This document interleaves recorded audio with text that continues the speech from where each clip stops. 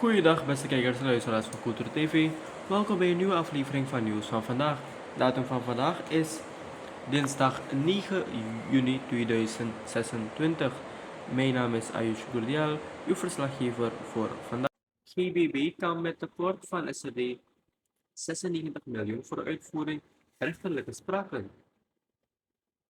Het ministerie van Grondbeleid en Bosbeheer beschikt niet over voldoende financiële middelen om alle rechterlijke fondsen met financiële gevolgen in 2026 uit te voeren.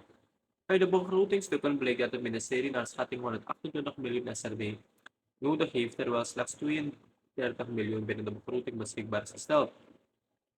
Volgens de toelichting op de begrotingspost rechterlijke fondsen zijn er momenteel ongeveer 25 rechterlijke uitspraken die financiële verplichtingen voor de staat met zich meebrengen. De meest urgente zaken vertegenwoordigen gezamenlijk een bedrag van ongeveer 55 miljoen SRD. Overvallers maken naar schatting 200.000 USD buit bij beroving aan Topazstraat.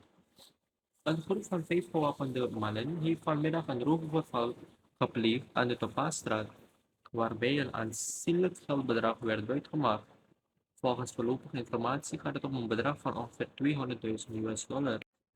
De politie van Geersvliet kreeg rond 3:30 melding van een beroving en stelde direct een onderzoek in. Bij de eerste bevindingen bleek dat de verdachten na de overval met het geldbedrag zijn gevlucht. Volgens de beschikbare informatie bestond de groep uit 5 personen, onder wie 2 mannen van Braziliaanse afkomst en 3 mannen van Creoolse afkomst. Een van de verdachten zou tijdens een overval gewapend zijn geweest met een blokpistool. Binnenland krijgt internettoegang dankzij initiatief e-government en Telesuur. Bewoners van verschillende afgelegen dorpen in Sipaliwini zullen binnenkort niet alleen live kunnen meekijken van het wereldkampioenschap voetbal, maar krijgen in sommige gevallen ook voor het eerst toegang tot internet. Dat is het resultaat van een gezamenlijk project van e-government Suriname en het telecommunicatiebedrijf Suriname, Telesuur. In het kader van het initiatief worden de dorpen Pamalason, Sipaliwini Savannah, Alalapado, Puruni, Amatopo, Tepu, Apetina, Kahamkahan en Palemeu voorzien van de nodige faciliteiten om de WK-wedstrijden gezamenlijk te kunnen volgen.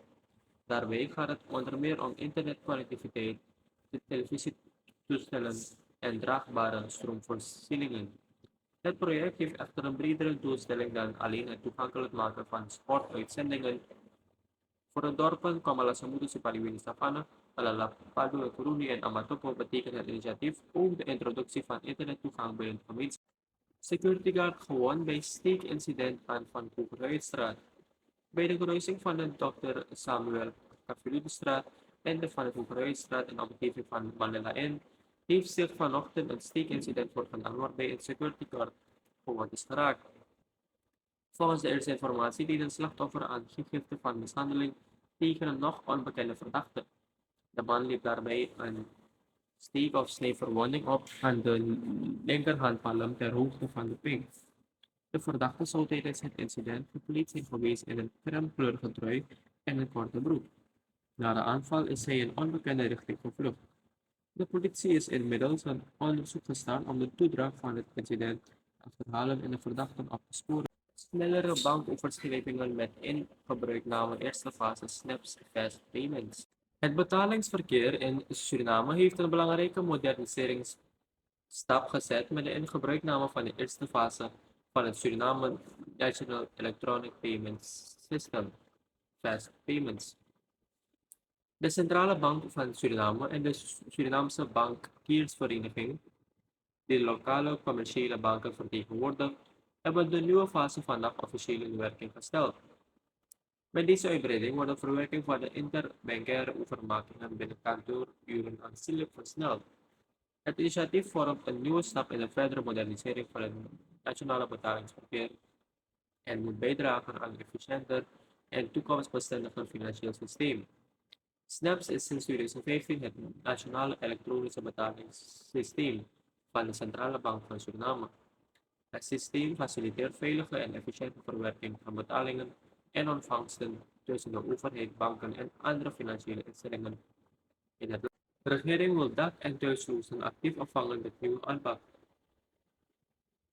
De regering wil binnenkort starten met actieve opvang van dak- en thuislozen in Suriname.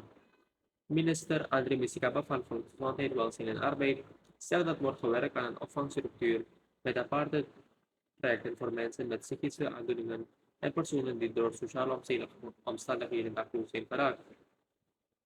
Mensen met psychiatrische problemen zullen worden opgevangen via het PCS, terwijl een locatie in Domburg wordt ontwikkeld voor begeleiding, dagbesteding en vaardigheidstraining van andere dak- en thuislozen. Volgens Misikaba is de aanpak complex en brengt opvang aanzienlijke kosten met zich mee, waardoor eerst financiële middelen moeten worden veiliggesteld. De overheid beschikt momenteel niet over betrouwbare cijfers over het aantal dak- en thuislozen. Daarom zal bij de opvang direct worden gestart met de registratie, zodat een beter beeld ontstaat van de omvang en aard van de problematiek in Suriname.